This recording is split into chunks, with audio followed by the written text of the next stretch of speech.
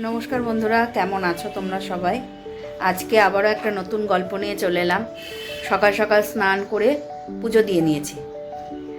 আজকে কৌশিকী কিন্তু খুব খুশি। কেন বলো তো? কারণটা কৌশিকী বলবে। বলো কেন খুশি তুমি আজকে? বেনারস যাচ্ছি আজকে। আজকে আমরা একটু বেড়াতে যাচ্ছি বেনারস। অনেকদিন পর আবারও একটা বেড়াতে যাওয়ার ব্লগ নিয়ে চলে এলাম। তো আমারও স্নান হয়ে গেছে, কৌশিকীরও স্নান হয়ে গেছে, আর ব্যাগটাকেও সব গোছানো হয়ে গেছে। বিছানা টিছানাও সব কৌশিকী স্নান করে গুছিয়ে দিয়েছে। মানে ঘুম থেকে উঠে ও আগে বিছানা গুছিয়ে নিয়েছে, নিয়ে তারপর স্নান করে নিয়েছে। আর আমিও স্নান করে পুজো করে নিয়েছি। কালকে রাতে সব গোছগাছ করে রেখেছি, দেখাচ্ছি, দাঁড়াও। দেখেছো, কবে বেনারস গেছিলাম সেই কথাটাই তো তোমাদের বলা হয়নি। গত 9ই মার্চ আমরা গেছিলাম বেনারসে। আর এই যে ট্রলিটা দেখছো, এই ট্রলিটা আমরা বেড়াতে যাবো বলেই কিনেছি। আর এদিকে যে জামা কাপড় গোছ করে রেখেছি সেগুলো পরে যাব। এটা কৌশিকীর ব্যাগ আর এটা আমার ব্যাগ। একটা লম্বা ট্যুর জার্নি হতে চলেছে। আশা করছি তোমাদের খুব ভালো লাগবে। আশা করি ভালো লাগবে। আর কৌশিকী কার কাছে যাচ্ছে? বিশ্বনাথের কাছে, তাই তো?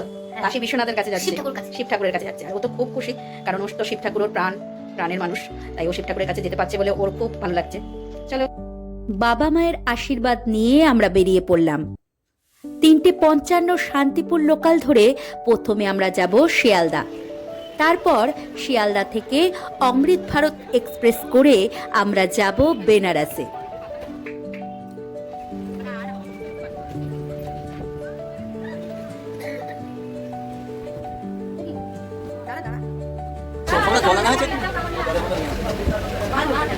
আমাদের 3 অবতার। হ্যাঁ, দেখা হাইট দেখা।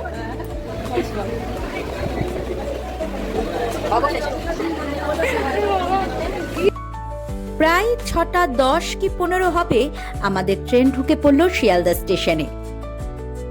এখন আমাদের যেতে হবে 11 নম্বর প্ল্যাটফর্মে। সেখানেই আমাদের অমৃত ভারত এক্সপ্রেস আমাদের জন্য অপেক্ষা করছে। এই যে আমরা চলে এসেছি 11 নম্বর প্ল্যাটফর্মে।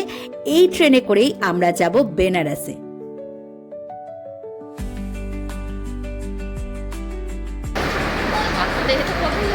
আজকে আমরা বেনারস, শিয়ালদা থেকে বেনারস যাচ্ছি অমৃত ভারত করে। আর আমাকে সি অফ করতে এসছে আমার বাবা, দিদি, বাবাই। আজকে আমাদের কোচ S4, আমরা স্লিপারে যাব।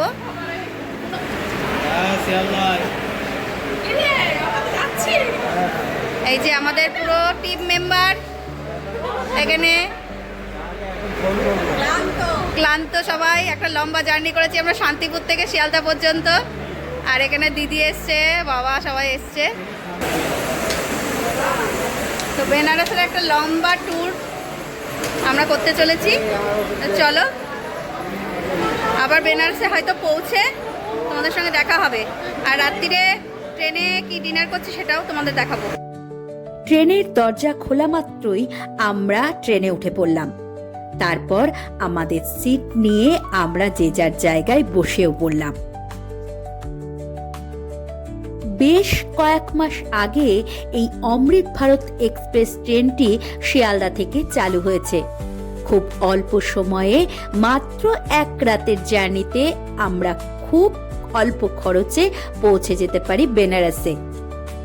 এই ট্রেনটিতে কোনো এসি কোচ নেই, পুরোটাই স্লিপার। আর ট্রেনটিও বেশ পরিষ্কার পরিচ্ছন্ন, টয়লেটটিও বেশ পরিষ্কার। কিন্তু একটা অসুবিধা আমাদের সব যাত্রীদেরই হচ্ছিল।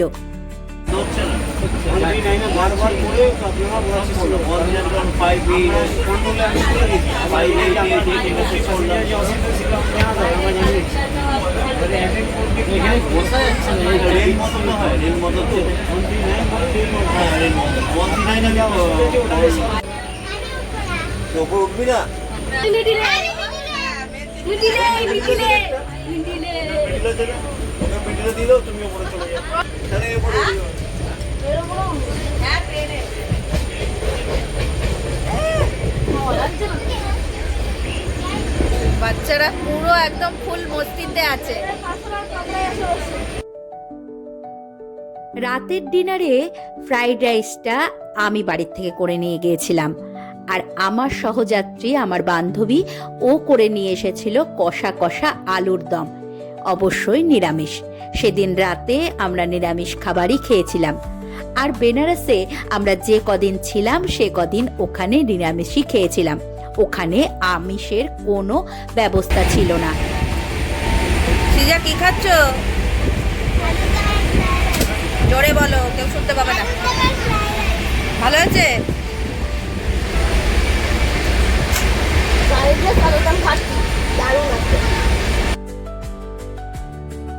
ট্রেনে আমার না ভালো ঘুম হয় না। চোখটা খুলে দেখলাম পাটনা সিটি চলে এসেছে, আর ঘড়িতে বাজছে 3:11। এদিকে সিগন্যাল হয়ে গেছে, ট্রেন আবার চলতে শুরু করেছে, কিন্তু আমার চোখে ঘুম নেই।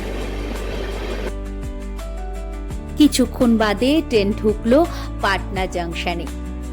তখনও স্টেশনে গিজগিজ করছে লোক।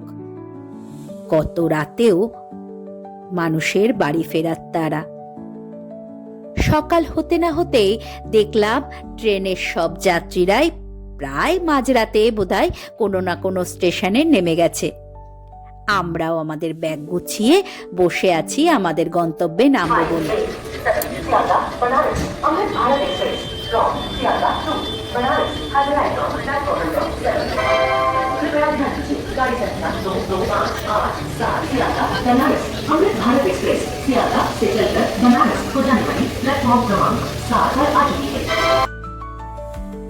আমাদের ট্রেন ঢুকছে বেনারসে, আর বেনারসের ব্রিজের ওপর থেকে দেখা যাচ্ছে নমঘাট। আকাশে তখনও সূর্যের আলো ফোটেনি, বেশ কুয়াশা। তার মাঝেও নমঘাটটি বেশ পরিষ্কার দেখা যাচ্ছিল। ঘড়ির কাঁটায় তখন 6:30 হবে। নবঘাটে কিন্তু লোকের কমতি নেই, প্রচুর লোকও রয়েছে ওখানে। আমি ট্রেনের দরজার সামনে দাঁড়িয়ে নিজেকে এতটা উৎসাহিত আগে কখনো লাগেনি। আমি পা রাখতে চলেছি বিশ্বনাথের দরবারে, বেনারসে।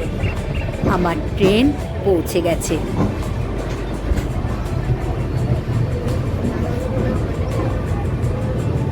বেনারসের এই ট্যুরের সাথে সাথে আমরা এখান থেকে যাব এলাহাবাদ, ত্রিবেণী সঙ্গম, তারপর সেখান থেকে যাব অযোধ্যার রাম মন্দির। সেই ভিডিও কিন্তু খুব তাড়াতাড়ি আসবে। এখন আমরা প্ল্যাটফর্ম থেকে বাইরে বেরিয়ে যাব।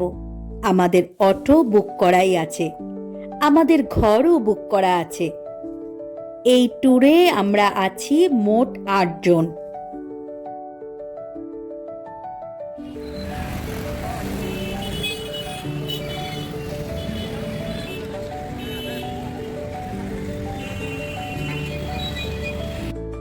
একটু পরেই আমাদের অটোওয়ালা দাদা 2টো অটো নিয়ে হাজির। আমরাও চটপট অটোতে উঠে পড়লাম। অটো চলতে শুরু করলো, আর আমার চোখ গিয়ে পড়লো রাস্তার ধারের দেওয়ালে।